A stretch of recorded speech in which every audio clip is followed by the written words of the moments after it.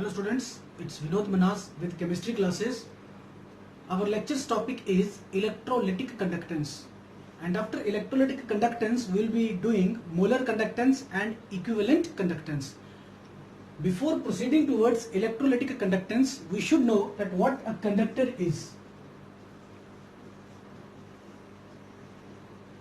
Substances that conduct electricity are called as conductors. वो substances जिनमें से इलेक्ट्रिसिटी बहुत आसानी से फ्लो कर जाती है, they are called as conductors. Conductors की इलेक्ट्रिकल कंडक्टिविटी काफी हाई होती है, 10⁴ से लेके 10⁻⁷ ओम इनवर्स मीटर इनवर्स. इस रेंज में इनकी इलेक्ट्रिकल कंडक्टिविटी होती है. Conductors are broadly divided into two categories: metallic conductors and electrolytic conductors.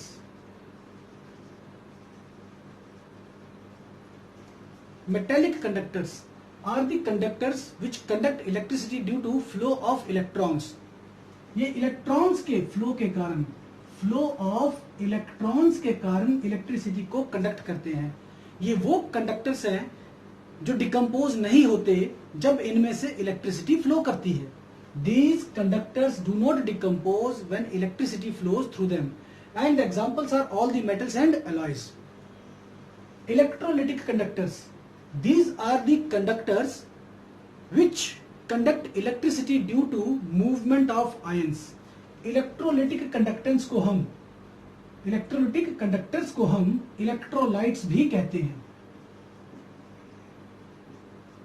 Electrolytes are the substances that conduct electricity in molten state or in their aqueous solution. ऐसे substances जो melt किए जाने पर या water में dissolve किए जाने पर इलेक्ट्रिसिटी को कंडक्ट करें, उन्हें कहा जाता है इलेक्ट्रोलाइट्स. इलेक्ट्रोलाइट्स में आयंस होते हैं. जब वो मेल्ट किए जाते हैं, दे स्प्लिट इनटू आयंस, या फिर जब वो वाटर में डिसॉल्व किए जाते हैं, even then they split into ions, and the movement of ions, flow of ions के कारण इलेक्ट्रिसिटी को ये कंडक्ट करते हैं. These conductors decompose when electricity flows through them. इनमें से जब इलेक्ट्रिसिटी फ्लो करती है तो ये डिकम्पोज हो जाते हैं, आहिस्ता आहिस्ता खत्म होना शुरू हो जाते हैं. For example NaCl, if melted, अगर हम NaCl को मेल्ट करें तो मेल्ट किए जाने पर NaCl मेल्ट किए जाने के बाद अगर हम उसमें से इलेक्ट्रिसिटी को पास करें तो NaCl डिकम्पोज होकर बनाएगा सोडियम एंड क्लोरीन. बट अगर हम NaCl का एक्वस सोल्यूशन ले लें तो ये बनाएगा H2 and Cl2 along with NaOH. So that means electrolytes decompose when electricity flows through them. After this, we can say electrolytes are categorized or divided into two categories: strong electrolytes and weak electrolytes. Strong electrolytes वो electrolytes होते हैं जो water में dissolve किए जाने पर almost completely dissociate हो जाते हैं, even at very high concentrations. The electrolytes that decompose almost completely in their aqueous solutions, it hardly matters what the concentration is, are called as strong electrolytes. Strong electrolytes के examples हैं strong acids, strong bases and salts of all kind. Strong acids की अगर हम बात करें तो जैसे कि HCl, HNO3, H2SO4 etc. Strong bases में KOH, NaOH, CSOH, RbOH and so on. Salts, all types of salts are included as strong electrolytes. Then comes your weak electrolytes. Strong electrolytes almost completely dissociate होते हैं, जबकि weak electrolytes partially dissociate होते हैं in their aqueous solution. These electrolytes include examples of weak acids and weak bases. Weak acids जैसे कि phosphoric acid H3PO4, जैसे कि carbonic acid H2CO3, जैसे कि acetic acid These are the weak acids. Weak bases, NH4OH, CaOH twice, AlOH thrice, FeOH thrice, etc. All these are weak bases, and all these are weak acids, and weak bases are the examples of weak electrolytes. So strong electrolytes completely dissociate हो रहे हैं in their aqueous solution, whereas weak electrolytes are partially dissociated. That indicates कि weak electrolytes सारे के सारे अगर dissociate नहीं होते हैं तो we have degree of dissociation for weak electrolytes, and degree of dissociation which is represented by alpha is equals to number of moles of electrolyte that decomposed upon number of moles of electrolyte taken. जितना भी electrolyte लिया था उसके moles, जितने moles लिए थे वो denominator में, और उन मोल्स में से जो मोल्स डिसोशिएट हो गए वो न्यूमरेटर में. This gives me degree of dissociation. So basically degree of dissociation is the fraction of electrolyte dissolved into water that undergoes dissociation. Let's define electrolytic conductance. अभी हमने बात की इलेक्ट्रोलाइट वो सबस्टेंस होता है जो इलेक्ट्रिसिटी कंडक्ट करता है due to flow of ions. The flow of ions causes the flow of charge in aqueous solution of an electrolyte, and this flow of charge or ions or electricity in aqueous solution of an electrolyte is called as electrolytic conductance. किसी भी electrolyte के solution में से electricity flow करती है due to movement of cations and anions. This is called as electrolytic conductance. Now there are few factors on which electrolytic conductance depends. The first factor is your nature of electrolyte. Nature of electrolyte. Stronger the electrolyte, greater will be its dissociation into ions. Electrolyte जितना ज्यादा strong होगा उसकी ions में dissociation उतनी ज्यादा होगी. That means ions ज्यादा बनेंगे. अगर स्ट्रॉन्ग इलेक्ट्रोलाइट है तो सोल्यूशन में आयंस ज्यादा होंगे एंड हेंस इलेक्ट्रोलिटिक कंडक्टेंस भी ज्यादा होगी. The second factor is nature of solvent used.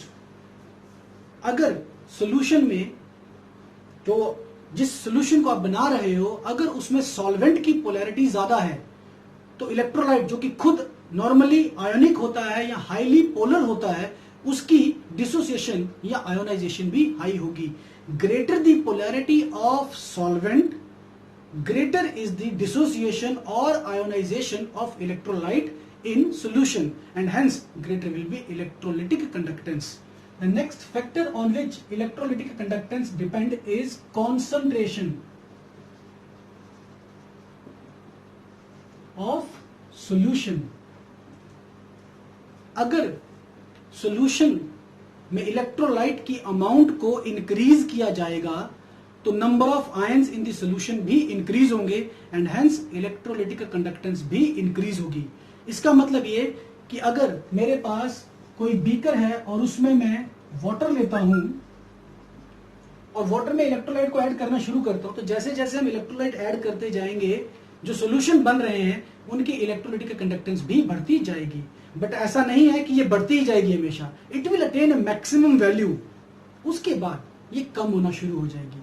So what causes that reduction? That means when the concentration of a solution is increased, the electrolytic conductance also increases, but once it reaches a maximum value it starts decreasing. So what is the cause of that decrease? The cause of that decrease is कि number of cations and anions are increasing when you are increasing the concentration of electrolyte in the solution.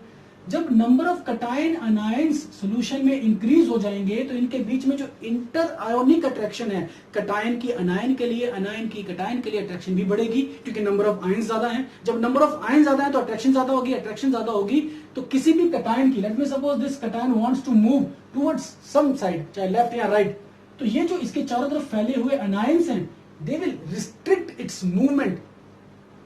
That means एक particular value तक तो electrolytic conductance increase हो रही थी with increase in concentration, reaching A maximum value, उसके बाद ये decrease होना शुरू हो गई because of increase in inter ionic attractions.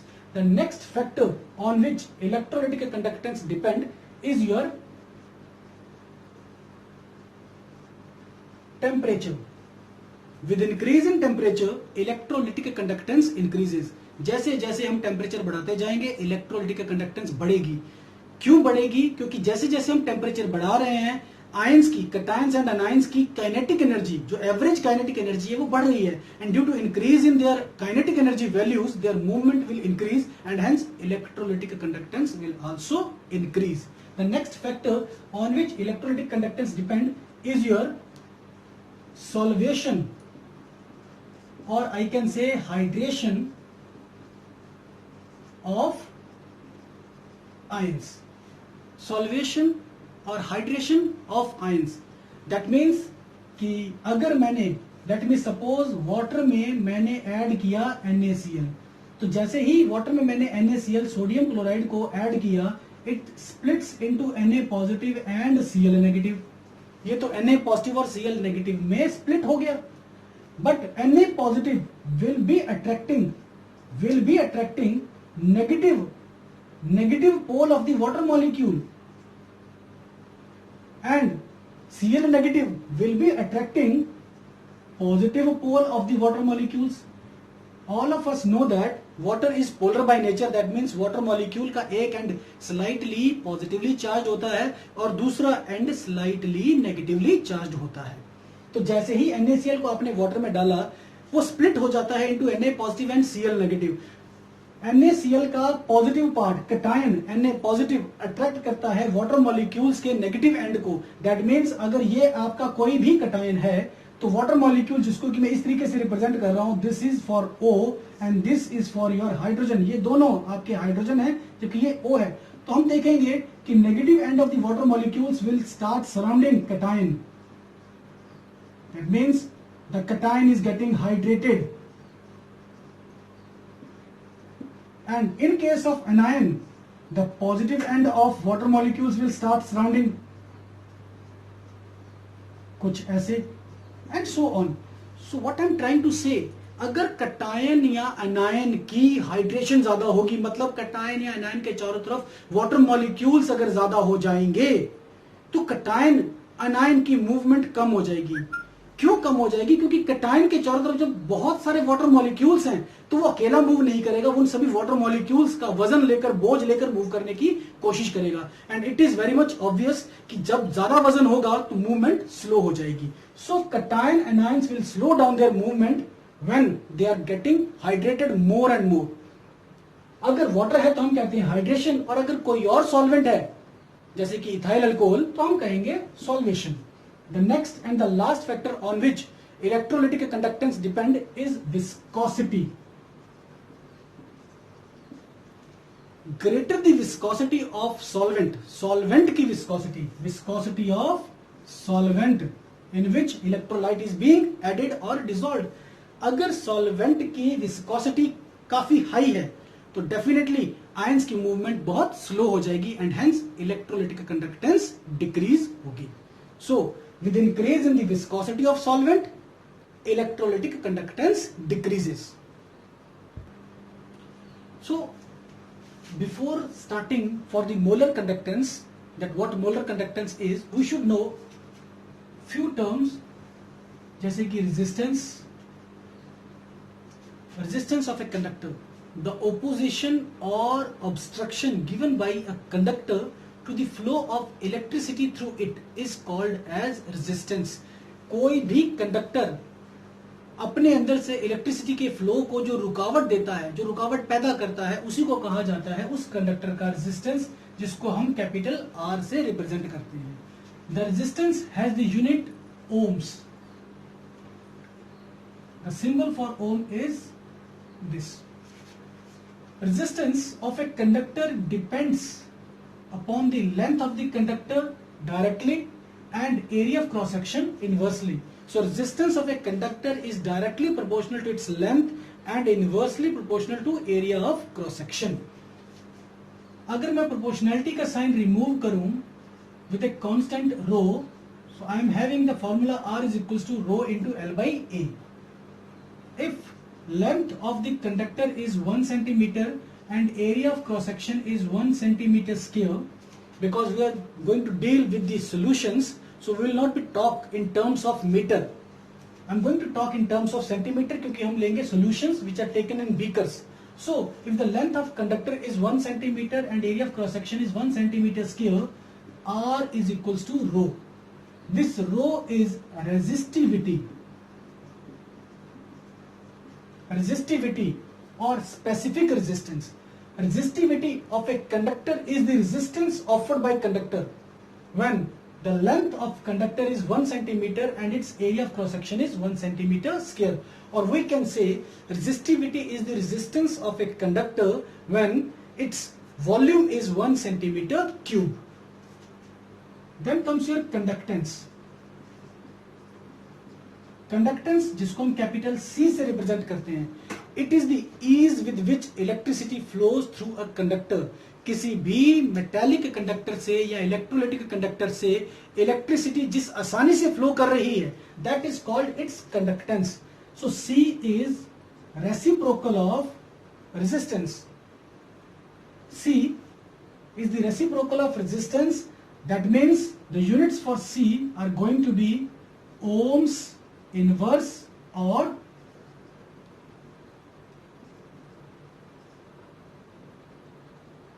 mho or inverse, or you can say Siemens. Capital S से रिप्रेजेंट करते हैं इसको. So the unit of conductance is ohms inverse, mho or Siemens. Then अगर मैं बात करूं यहां पर इस इक्वेशन की which I am taking as equation number 1. So for equation 1 resistance is rho into L by A, and if I am taking the reciprocal of both the sides, अगर मैं दोनों साइड पर आपके रेसिप्रोकल्स लूं तो मेरे पास क्या आएगा 1 by R is equals to 1 by rho multiplied with 1 by L by A. So 1 by R is your C, 1 by rho is your K into 1 by L by A. The L by A is called cell constant. It is used for conductivity cell. Conductivity cell में दो electrodes होते हैं. इन दोनों electrodes के बीच में gap होता है 1 centimetre का और इनका एरिया ऑफ क्रॉस सेक्शन होता है 1 centimetre square. So this L by A stands for cell constant. Cell constant जिसको कि हम G स्टार से रिप्रेजेंट करते हैं. So we can say that C is equals to K multiplied with 1 by G star, और we can say K itself is equals to C multiplied with G star. So this K is, अब ये K क्या है? अगर length of the conductor 1 centimetre हो, area cross section 1 centimetre square हो, तो ये पूरी टर्म 1 बन जाएगी, and then we will be saying that C is equals to K. So K is also conductance of the conductor. K is also conductance of the conductor when the length of conductor is 1 centimeter and its area of cross section is 1 centimeter square. Now comes the units. Units of K and units of rho. अगर मैं बात करूं rho की, तो rho यहां से अगर मैं देखूं तो rho is equals to R multiplied with A by L. The unit of R is ohm into area centimeter square, length centimeter. Centimeter and centimeter got cancelled. The unit of rho is ohm centimeter, and obviously this K is 1 by rho. So we can say K is 1 by rho. So we can say its units are going to be ohms inverse, centimeter inverse, or you can say mho centimeter inverse, or you can say Siemens centimeter inverse, or ohm inverse centimeter inverse. Molar conductance is the conductance produced by sorry for the mistake. Molar conductance, the conductance produced by all the ions given by 1 mole of electrolyte dissolved in a solution which is placed between two large electrodes separated by a gap of 1 centimeter. For example, मेरे इस तरफ और इस तरफ की जो दीवारें हैं इनके बीच में गैप है 1 सेंटीमीटर का, और इस गैप में रखा गया है एक सोल्यूशन, वॉल्यूम चाहे कुछ भी हो, एक सोल्यूशन रखा गया है जिसमें डिसॉल्व है, घुला हुआ है 1 mole of electrolyte. So the ease with which electricity is going to flow through this solution that contains 1 mole of electrolyte and which is placed between two electrodes, large electrodes separated by a gap of 1 centimeter is called molar conductance.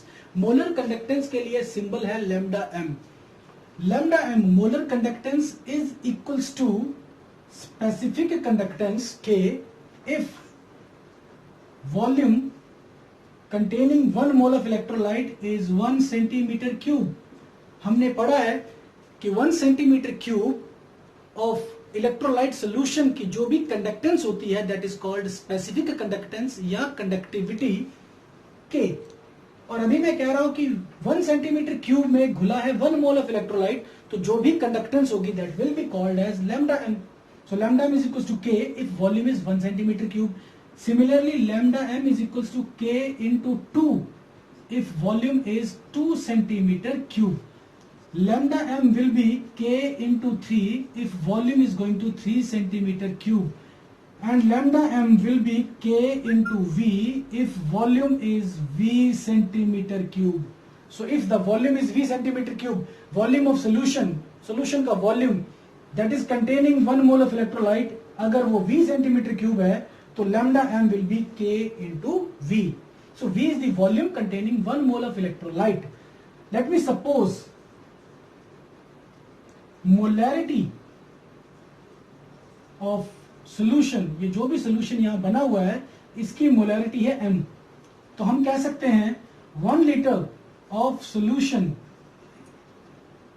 contains electrolyte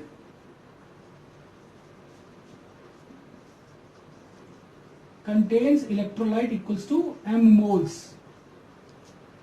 So we can say volume of solution containing m moles of electrolyte is equals to 1 liter or 1000 milliliter. अगर volume of solution containing m moles is 1000 milliliter, तो 1 मोल के लिए volume आएगा 1000 upon m.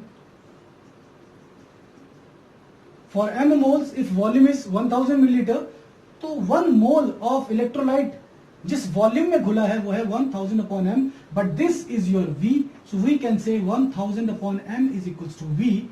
Replacing this V by 1000 by m, the formula will become lambda m is equals to K multiplied with 1000 upon m. This is the formula to calculate molar conductance. Now units of molar conductance, हमने पढ़ा है कि K की unit है ohms inverse, centimeter inverse, and the unit for molarity is mole per litre. Litre को millilitre में convert करें तो हम कहेंगे mole per millilitre, and millilitre is your centimetre cube, so we can say mole पर centimetre cube. इसको थोड़ा solve करेंगे तो हमारे पास यूनिट्स आ जाएंगी ohms inverse, mole inverse, centimetre square. So this is going to be the unit of lambda M molar conductance. In case of equivalent conductance,